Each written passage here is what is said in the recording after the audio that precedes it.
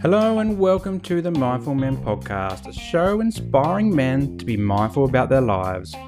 Each week, we'll dive into a range of topics that matter to men and hear from everyday people doing extraordinary things. So if you love the show, please give it a 5-star rating and share it with your mates. Now, before we get into this week's episode, please note that some of the content may trigger you. And if this happens, please reach out to your support networks. It's really important. If you can't get enough of Mindful Men, head over to our website. It's www.mindful-men.com.au. Find the show notes and the links to our socials there. But for now, sit back, relax, and let's get mindful. G'day guys, and welcome to another episode of the Mindful Men podcast. I'm your host Simon Rinnie, and today we're getting mindful about men becoming above average and finding their voice through connections with other men. And joining me for today's discussion, I've got Wayne Taylor from right here on the sunny coast. How you going, Wayne? Doing well, mate. Doing great. How about yourself? I'm good. I just called you Whaler. Just a combination, mate.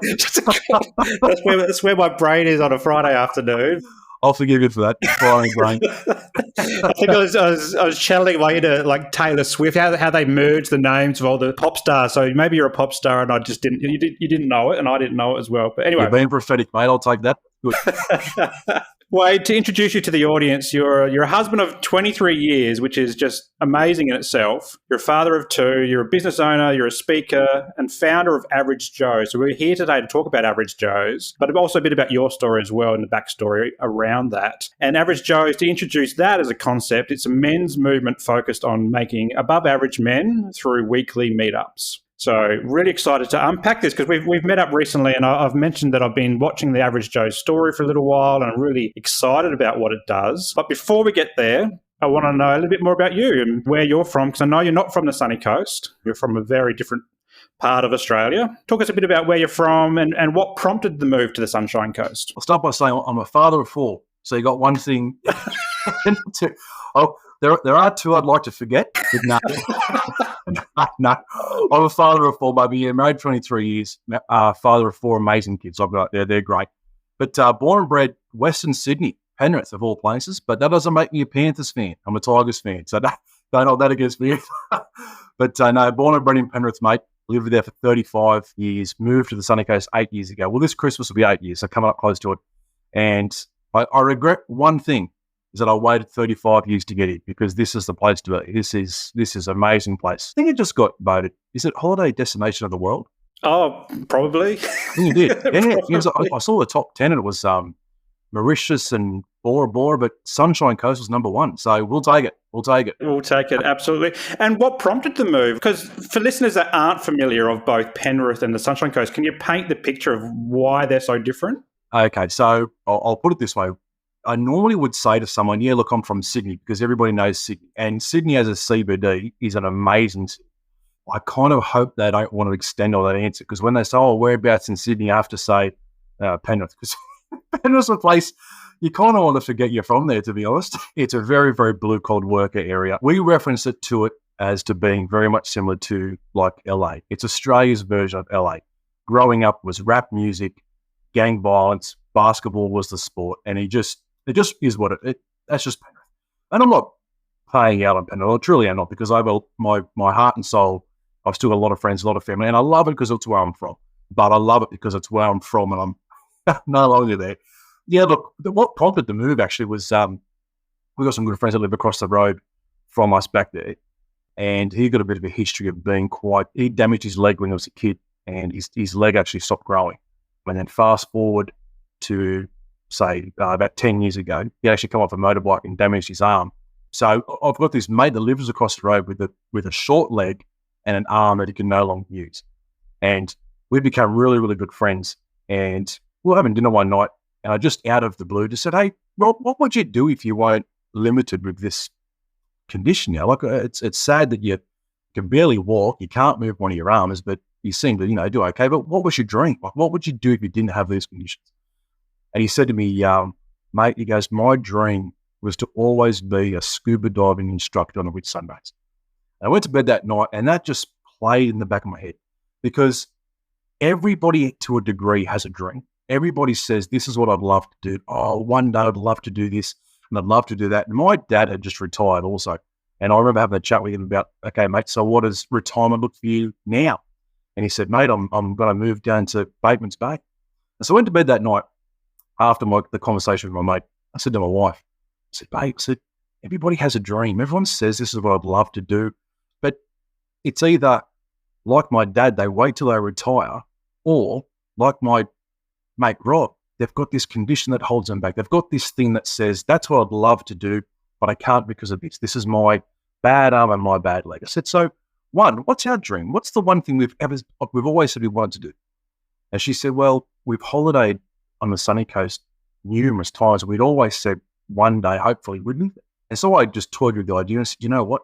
If that's our dream, then just like Rob, what's our bad arm and bad leg? What's the condition that says that's the dream, but that holds us here? And she said, well, I think the only thing that really holds us here is your business, because I'm a plumber by trade. So I had a plumbing business. I said, well, if that's the only thing that's holding us, if that's the condition that stops chasing a dream, I said, forget it. Let's take the risk. Let's do it. Let's chase after the place we want to be, and we will risk whatever that is. We'll change it. We'll make it work somehow. So I went to sleep, went to work the next day, got the phone call of, were you serious? I said, let's do it. I'm 100% serious. Why wait till you retire to go, well, now I'm going to go to a place where I don't know anybody. Now I'm going to go to a place where it's unfamiliar. Why wait till then? Why go all those years and not chase it? So within a few months, the house was on the market. We took the plunge and we moved to the sunny coast. And it's interesting, though, because the reason that we'd said wouldn't bring us here was the business. When we moved here, I had to change how I ran business. I had to learn different ways because I was in another state, but the business was still operating in New South Wales. So I had to learn a whole different way of running a business. In doing so, we then expanded into 3 other states. But I wouldn't have been able to do that if I hadn't put myself in a position to have to learn that. So when I did move here, it took us about 3 to 4 years, and then we branched off into Victoria, Melbourne, Victoria. Also, we opened up in Queensland, but also branched off into the ACT.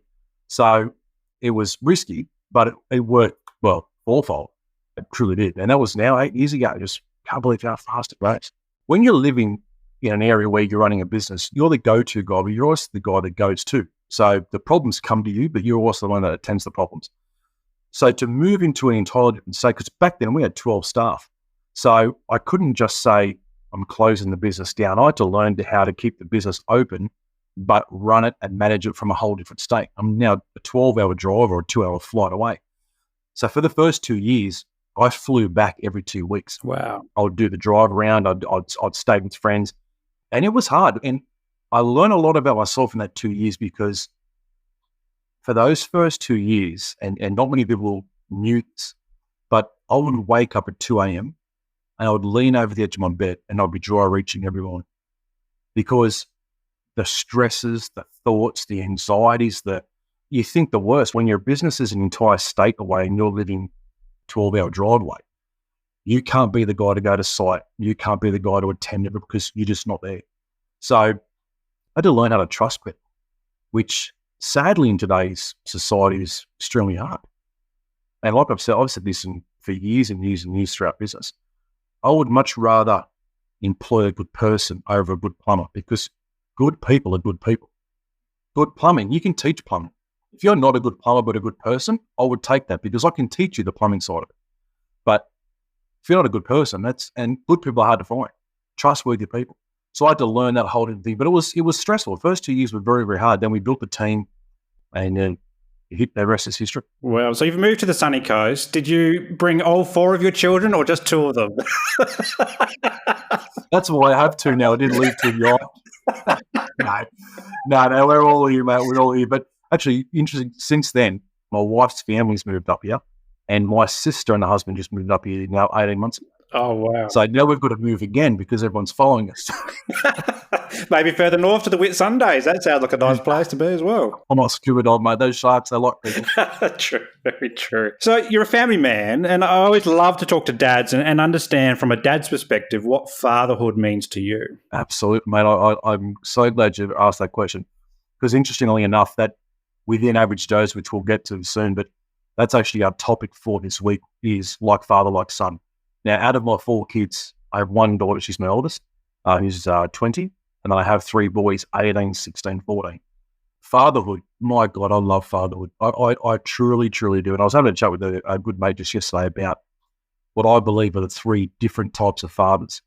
You've got the proactive father, which we all aim to be, right?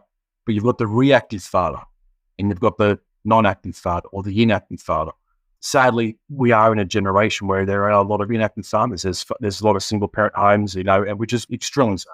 But you've also got the reactive father. I think more often than not, we seem to automatically or just by default fall into being a reactive father. And a perfect example is like we wait to see what our child does. We wait to see what our child says and all these things, and then we react to what they do. Instead of being proactive and guiding your child through life and pointing them and say, hey, do this. But instead, a reactive father has a vocabulary of don't do that, you shouldn't do that, put that down. That's reactive. Whereas proactive is, hey, how about we do this? How about we try this? Hey, let's push ourselves to do this.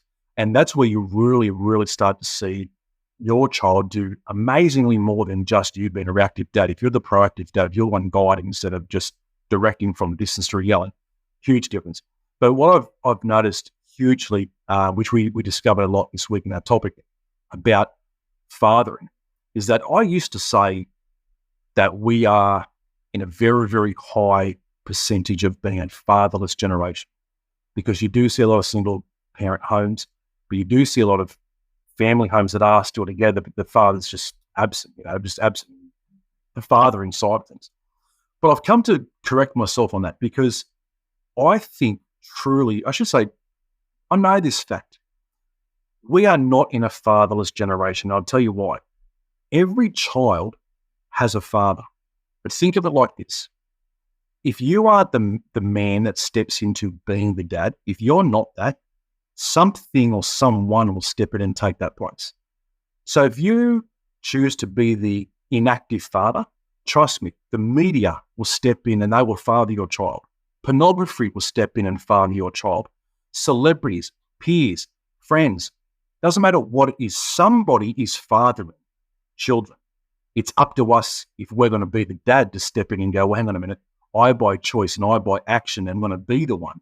My children know this. I mean, I make sure I am I'm the dad, because if I'm not the dad, media will be.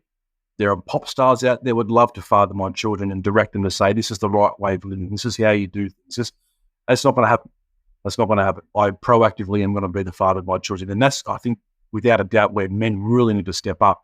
Instead of being the reactive or the inactive and just sits back and allows it to happen, that's when things creep in and they take the role of the father. I actually saw that post just before. I was having a look at your Instagram page and I saw that. I'm like, oh, what a great topic for this week. And it's something that's close to my heart as well. Like, as a dad of 2 little ones, I'm pretty sure I've got all of them. Yep, 1, 2, yeah.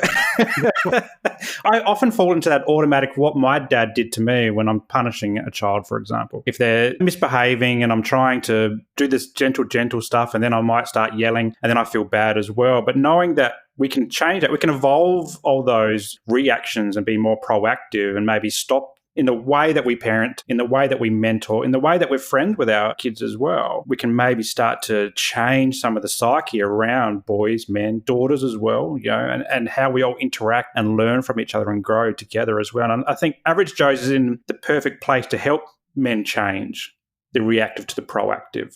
So for those who aren't familiar with Average Joe's, can you tell us a bit about where it started and what it does? Absolutely. So it started here on the Sunshine Coast. And last week is our 5-year birthday, believe it or not. So we've been 5 years, which is flown. I'll tell you what, it feels like it's been a lot longer, but in a good way. Like, I feel like I've been an Average Joe for forever. It did start here on the Sunshine Coast. It started in a pub in Mooloolaba called Taps. Didn't know the pub that well, but what had happened is I'd bought a house. And when I'd done that, I got talking to the real estate agent. And just in the conversations of buying a house, we realised that we had a lot in common. He was a really good guy.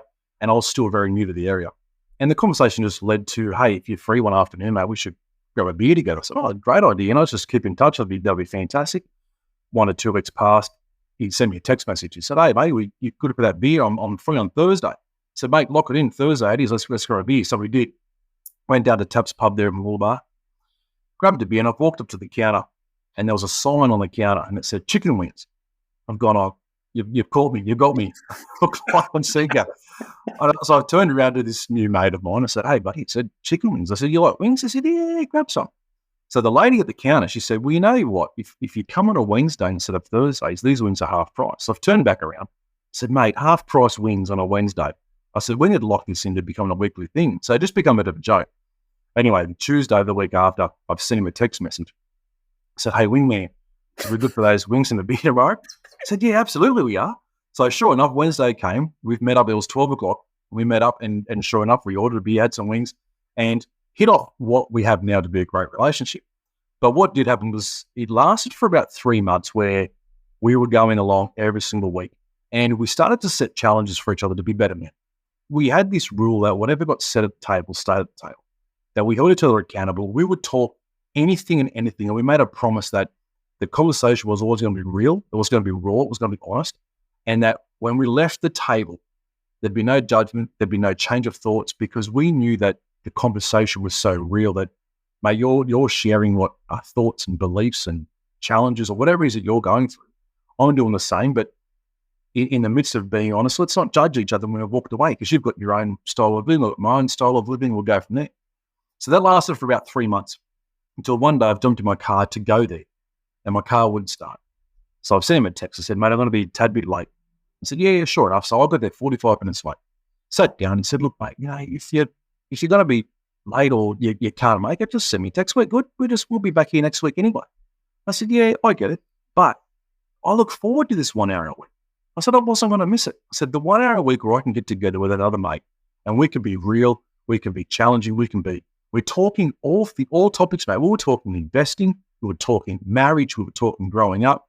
I said, mate, I look forward to this 1 hour a week. I said, I wasn't going to miss it. He said, well, I'm glad you said that. He goes, I feel the same. I look forward to it. I said, well, with you and I look forward to it.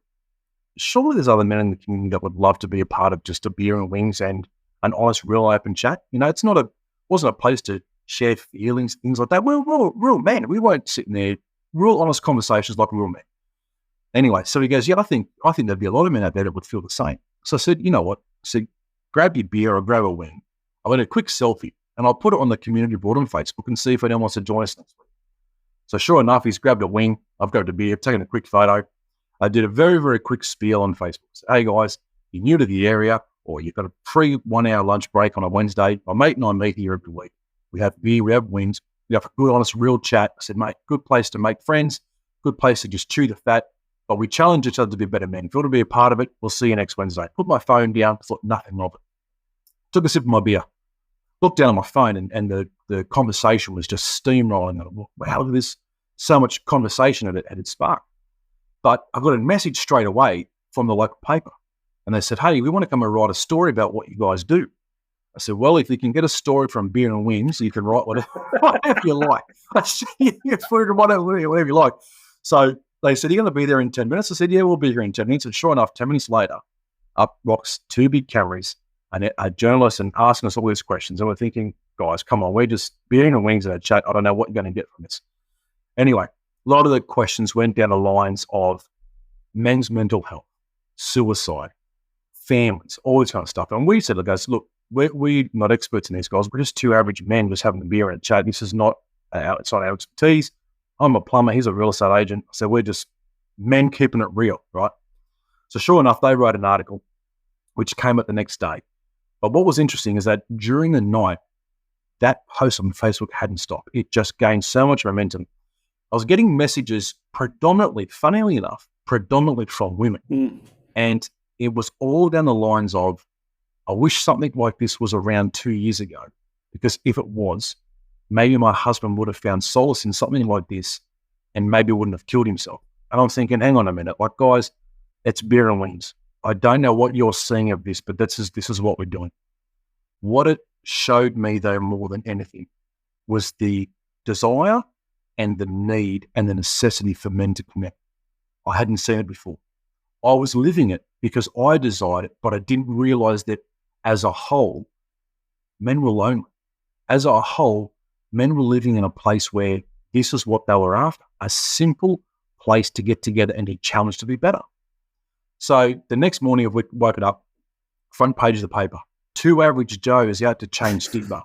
I've gone, well, there you go. You know what? I don't know about changing any kind of stigma, but the name Average Joe is perfect. You don't get any average than me. You don't get any more average than my mate.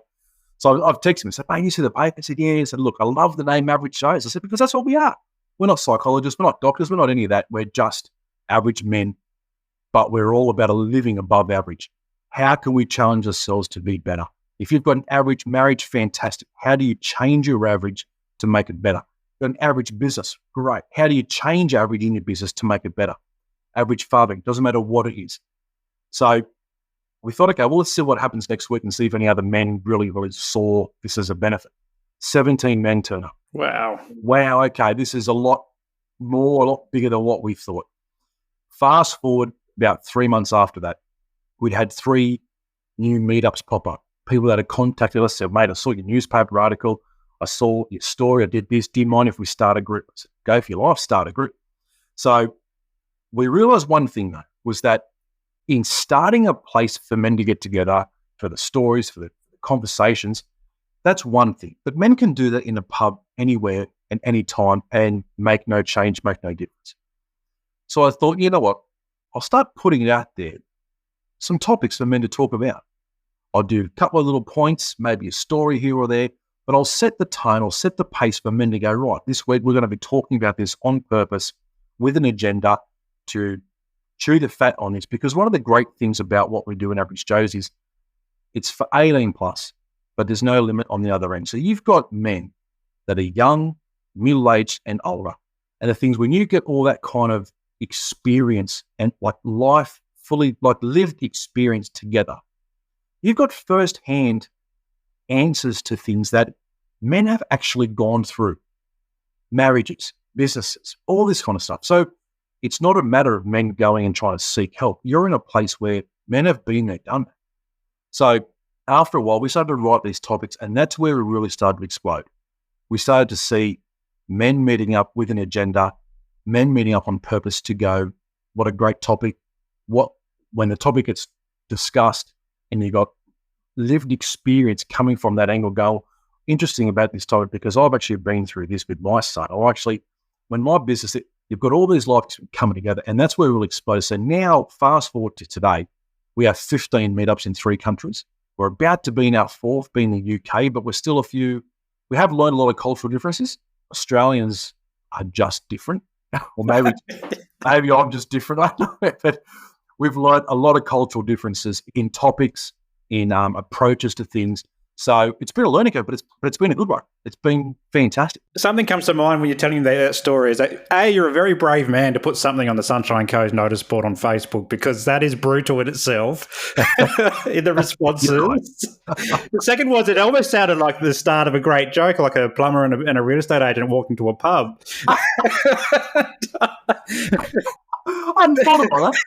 But what I love about it, and I have this discussion quite frequently with guys who are setting up groups, there's 2 sides of the fence. There's one that says, just keep it open, let them talk about whatever. The other side of the fence is, if you give a guy something to talk about, they can go past the usual same old, like, oh, how's work, how's the wife, how's the kids, how's your job, how's the footy? And it's very superficial. So I love how you actually give the topics and you explore the topics and help men to become more or above average in those particular topics. Because you're right, we have such a wealth of lived experience in so many areas, but without the platform often, or without the encouragement to go to those places, which a lot of guys actually want to do. Absolutely. You're spot on, mate. And one thing I'll say, though, too, you said something very interesting. I've noticed this about men. You'll notice this about me in the moment I say it. You give a man an opportunity to give you a one-word answer. He's going to give you a one-word answer. Hey, mate, how you going? Good. How you going? Good. Okay. Wow, that was deep, wasn't it, eh? But it's the truth. So one thing we do in AJ's is we don't ask how you're going. In fact, I'm going to be even brave enough to say this. I'll probably get ridiculed for this. We don't ask, are you okay? Because it's an opportunity of a one-word answer, and that's what you're going to get with me. So we say, tell me about your week. Because that puts men in a position to go, okay, well, the week started okay on Monday. Tuesday was a bit, all of a sudden, it's conversational. It's not, you doing good? Yeah. You doing good? Yeah. Because the truth is they're not anyway. But even if they weren't, you've opened up the door for a one-word answer, and that's what they give you. So it's got to go deeper than that. And particularly in Australia, when we say things like "yeah, nah" or "nah, yeah," and you've got the cultural differences. Because I know you are expanding, and I saw it on the website. You in the US yet? So we were very, very. This is actually quite a sad story, to be honest. We were very close to launching Teen Edition, which, in fact, is going to begin still, but it's actually going to begin here in Australia. We're actually teaming up with some high schools at the moment with a bit of with a curriculum for 13 to 15-year-old boys. But anyway, we were going to start in the US, but our host has gone through an absolute whirlwind of just life struggles, and it knocked him flat on his backside. It's been a bit of a journey, to be honest. So the US, no, not as yet. But in saying that, there was a lot of interest from the US, and funnily enough, they're the ones that we seem to have more cultural differences with, because we're in Pakistan and we're in Kenya, which are two totally different countries to Australia, but culturally working okay. The US has been a challenge, because the thing is too, Rob, we want to do it right. I'm not interested in the numbers. I'm not interested in let's put one here, let's put one there. This is how we operate. People come to us and say, what do I have to do to start an Average Joe's group? Great. I'm glad you asked. Let's take you through a process. We have created a detailed process. We have a status pack. We've got a code of conduct. We've got a lot to go through. It's actually a 12-page document, believe it or not. Men get through half the first page and lie to me about the rest. I'm sure they do. Just where do I sign? Where do I sign? But the thing is, we're serious about this. Like, we take it serious. We don't just go, yeah, mate, go ahead and start one. We put a lot of accountability out there because we want it to start right. So if we get the right guys come in, we take them through the process and we go, you know what, we're really, really seeing eye to eye here. Let's push this. Let's get it going. Then we get it going. You mentioned hosts as well. So putting it out there for people to host an event themselves, or an Average Joe's themselves. What's the kind of thing that you look for in a host, in someone who can facilitate a group of men from all walks of life who might have just met that night? What's the things you look for as a host? That's a great question, mate. The number one thing I look for is they understand the culture and what Average Joe's is about. And I'll explain to you what I mean by that. When you see any kind of men's meetup group, it's very, very easy to think, wow, mental health. I've got no problem with mental health. I believe there needs to be more money put towards it, more attention put towards it. I absolutely believe that. And we are seeing a lot of stirring, a lot of momentum building around men's mental health, which is great, right? But we're not a mental health group. It's not what we are. Well, it's not what we advertise to be. People call us because they think we do a lot for men's mental health. And I know we do. I know men mentally become healthier by being a part of Average Joe's. But we don't put ourselves out there to say we're a men's mental health group. So the criteria to us that you understand, okay, if I want to be a host, what is this all about? We are about championing the cause of men to embrace an authentic and a real masculinity, because we have something called our core 3M, which is the three things that make up what Average Joe's is about. And those three things all start with M: masculinity, mentoring, mateship. Masculinity is the growth of a man inwardly. Mentoring, the focus of a man outwardly. Mateship, the strength of a man collectively. That's what we are. That's what makes up Average Joe's. So if you can understand the culture and say, you know what, I actually know what this is about. I'm picking up what this is about. I'm feeling it. You are about championing the cause of men to be better. That's what we're about. What that means for you, how you express that, well, that's your journey, because you might be going through a hell of a time with your marriage. You might be going through a hell of a time with your business. Great. You put that person amongst 12 other men that have been through something similar.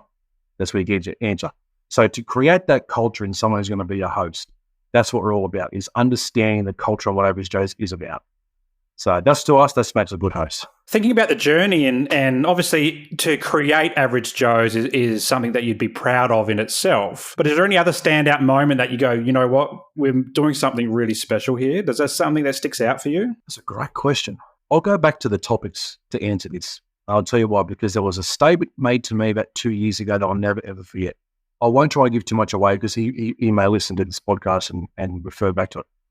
There's a guy in one of our meetup groups who came to me about 2 years ago and said, I plan to kill myself on 2 occasions. And he said, but every time I've done that, I've sat there on a bucket and I think about the topic of next week in Average Joe's. I said, really? And he said, mate, he goes, I've never been challenged enough to be a better man. And he said, and now I sit down thinking that I've come to an end, thinking that this is too hard. And he says, but I sit down and I think to myself, but I wonder what they're talking about next week. I wonder what the topic's going to be about. He says, because so far, every topic stands out and I'm challenged every single week. And I said, wow, like I'm astounded, man. I'm lost for words as to what to say. He still comes every single day. He's been coming now for about 4.5 years, 4.5 years. That's probably, if I would say, the biggest standout thing, because you'll see with all our social media, I'm not about putting myself or putting Average Joe's out there to be in publicity, in a limelight. It doesn't interest me. What interests me is hearing back firsthand from men like that. Men that go, because we did a lot of live events, which we're going to get back into. But another one came out about a year ago and said, we had a guy come on the show live once with video live events called Open Tap. And he said, I took that back. And he said, what I put into my marriage and what you guys have, he said, it saved my marriage. Those are the standout things. It doesn't bother me if I'm never interviewed on another podcast. It doesn't bother me if that, I don't care.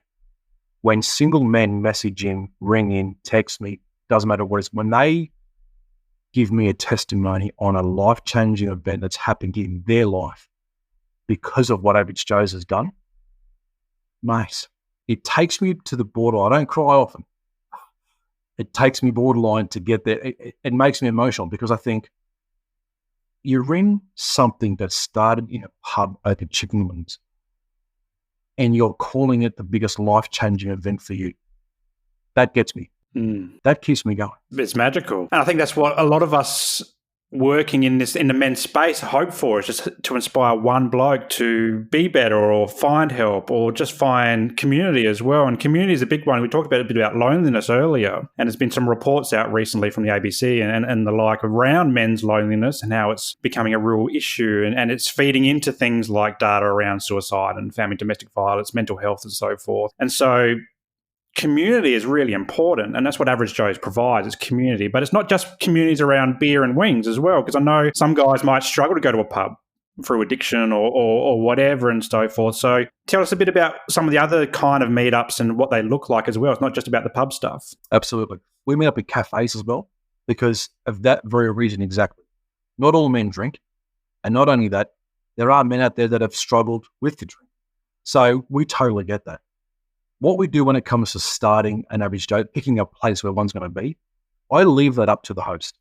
Because like I said, we get approached to start. I don't approach people and say, hey, how about you start one? We get approached. When we do, we work with the host to say, okay, what are your thoughts in your area? What works? What's a standout location? Where do people go? Where do men go? Right? So we work with that. But it's either a pub or a cafe. And it's for those reasons. Some guys have a beer, some guys have a coffee. And look, we have, I think, 3 of our meetups in the morning. Beer at 9 a.m. I mean,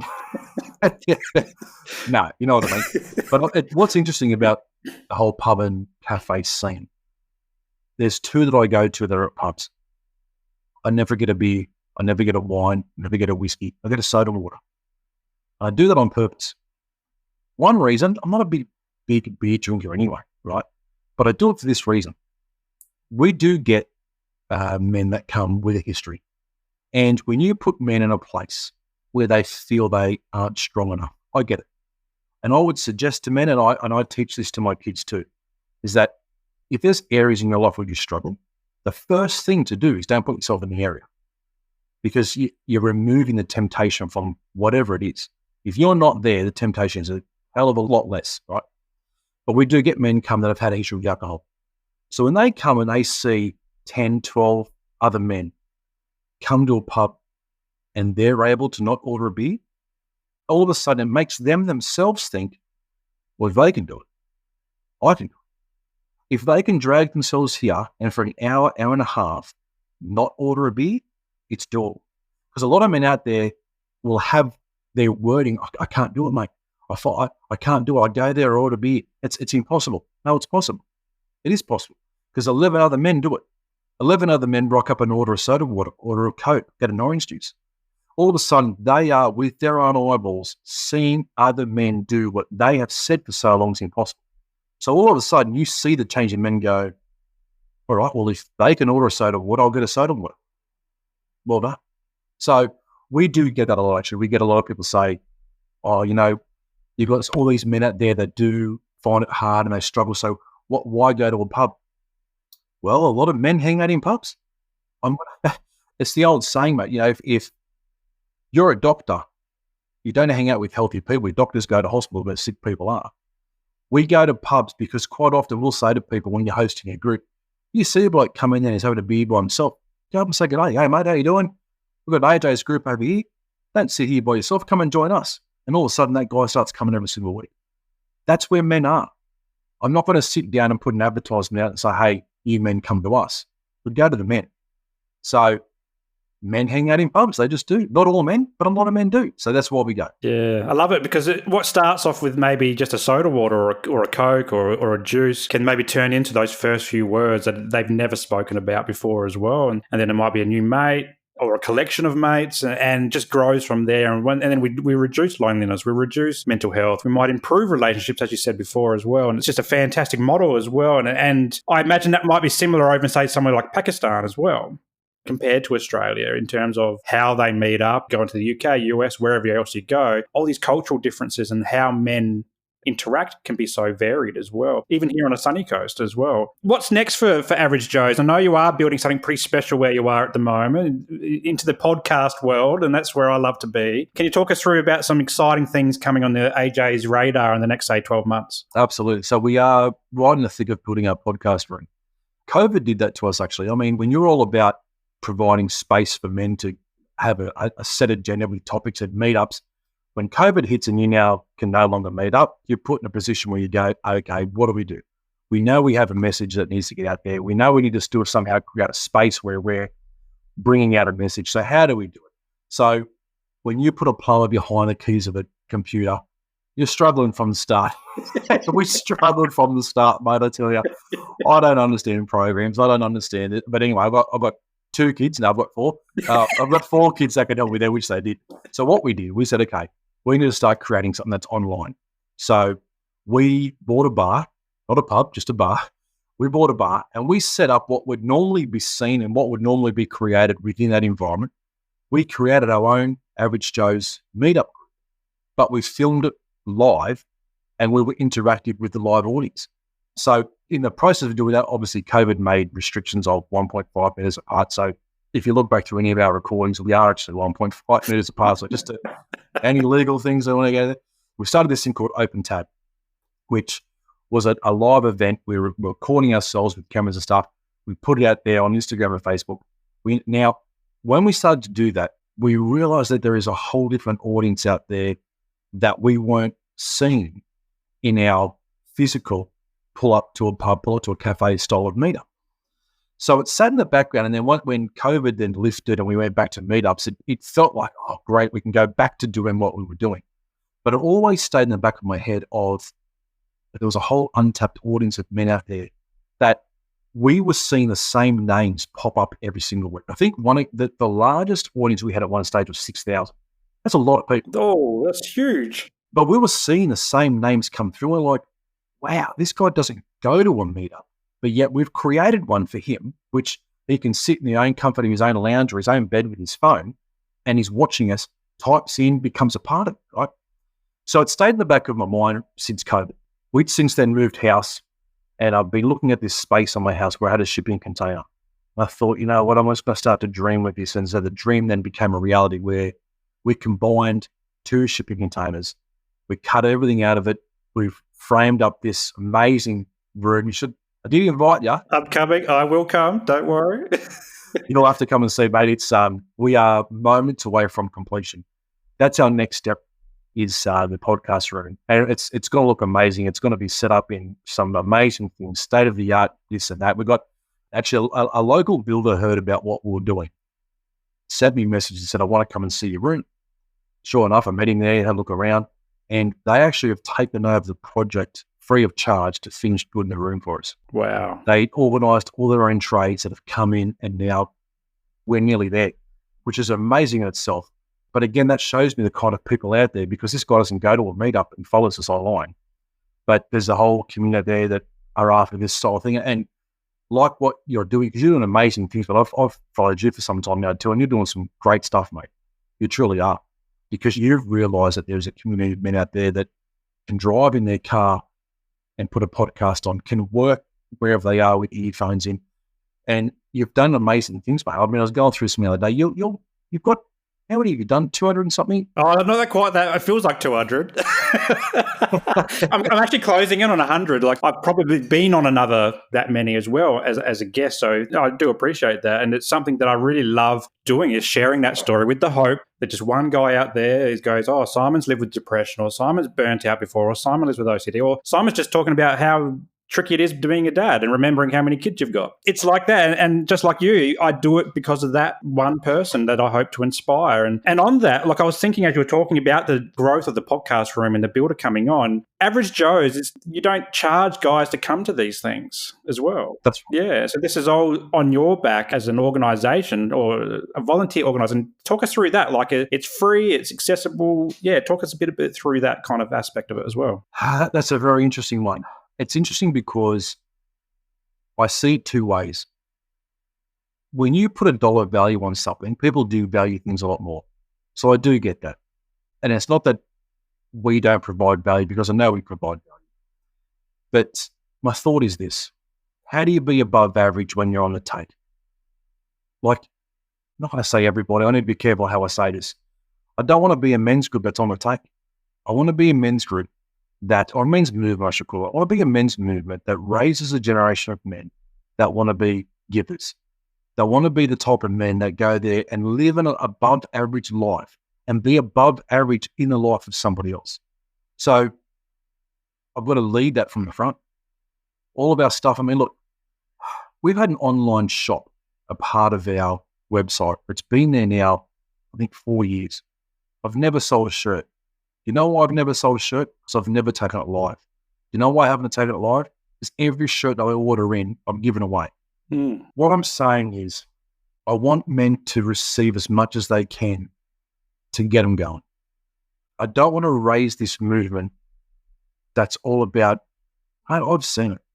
Call a meeting about a next fundraiser, to raise funds, to hold the next meeting, to have the next meeting about the next fundraiser. And it's a cycle that I don't want to be a part of. Right? I want men to go, okay, I want to be above average and I want to contribute. Fantastic. Let's contribute. There are so many people in the community that have received from us, because we collectively, when I see something come through, I'll put a call out to our guys, to our host, to my own group. Hey guys, I've seen a need, whether it be a single mum, whether it be this, I've seen a need. Let's contribute. And men donate, men give. And then we become a part of going, let's be part of the givers. Let's not be a part of the takers. Men don't take. Men are supposed to give. We're givers. We're providers. Let's be that. So, I say that lightheartedly, mate. I don't say that to sound arrogant. I don't say that with any type of ego at all. I just say it to go, I think there needs to be a shift in handouts. I'm not interested in handouts. I think you said it perfectly. It goes to that, to raise a generation of new men, or not new men, but men who are in tune with what's going on inside, but also in tune with what's going on with each other. It's moving back to almost a traditional view as well. It's like just giving your time, giving a hand out, giving a hand up, giving some advice if you need to, or just giving some space for another guy just to open up and share what's going on for them. And the giving is such a authentic, pure, beautiful thing to do. And so that's why I love the idea of Average Joe's. It gives men a space. It makes it accessible. And as you're saying, as you're growing, like, guys are needing this type of thing in their lives. So it's actually really commendable. I really appreciate it. And I love that the builders come on and helping you out with a podcast studio. And I might hit them up when I eventually build my own house and build a podcast studio in my backyard as well, because I hear they're not cheap. I've seen the figures come through and I'm like, I'm kind of glad actually now. No. That was what's interesting is that was a big learning curve for me to receive something like that. It's kind of now going back on what I just said in that first part of the conversation there, but it was a big thing for me to sit, and it took a strong conversation with him to finally go, well, mate, okay, if you really want to do this, we appreciate it. It's like, yep, step back, let us take over. Okay, well, mate, thank you. What can I say? Yeah. That is beautiful. All right, Wayne, I'm really enjoying this conversation, but I am mindful of the time. It's close to our weekends. A couple more questions and I'll let you go. Go for it. So if someone's listening and they're really keen to check out Average Joe's, where's the best place that they can find some information, find a meetup? Look, a website, obviously, Average Joe's, www.averagejoes.net.au. But Facebook and Instagram. Facebook's probably our most used. Seems to be the age group of men. We do have a closed group chat as well where men can come in and have discussion stuff, but our main page, which is our logo, Average Joe's, find us there. So that's the best place for it. Wonderful. And put the links in the show notes so people can easily access it. But the last question I ask every single guest to come on is to plug something that makes them feel good. So often the conversations we have can go very deep and dark and sometimes a bit painful for some people listening. So I like to leave it on a lighter note of something you're watching on telly or listening to on the radio or a podcast, reading, self-care activity you're doing, something that's just lighting your boat at the moment. Oh, wow. So you're talking something practical. No, it could be something as simple as loving Kit Kats at the moment or something. Well, I'll tell you, because there is something in being Friday night. I look forward to a Friday night for this one reason. I'm not a big fan of winter, but winter comes with something that I love, and that's open fires. So on a Friday night, which will be tonight at some point, I like to crack open a nice bottle of red and I have a glass of red wine around the fire. We've got a fireplace up the back. That to me, when I know that I'm having a wine around a fire, that signifies that, hey, I've come to the end of the week and great time to relax, great time to take that deep breath and see the weekend in. So I enjoy that. A wine around a fire, that's my go-to. I love fire for that reason. Like it's such a mindful thing, just watching a fire dance and seeing the flames. And unless you're like me, there's too much smoke usually on my fire, so I'm choking. And the whole suburb's choking as well. But anyway. But Wayne, I've really enjoyed our conversation and I love what you're doing with Average Joe's. Well done on the success so far. Happy birthday for last week for the movement. I'm really excited to hear that as well. Also excited to come down to the podcast studio, check it out for myself, maybe even test run it if you like. But yeah, thanks so much for coming on and sharing your story. I appreciate it, Simon. And mate, I said it before, I'll say it again. You're doing great things, mate. Keep doing what you're doing, buddy. You're doing some amazing things. So good on you. And we as men, thank you for doing it.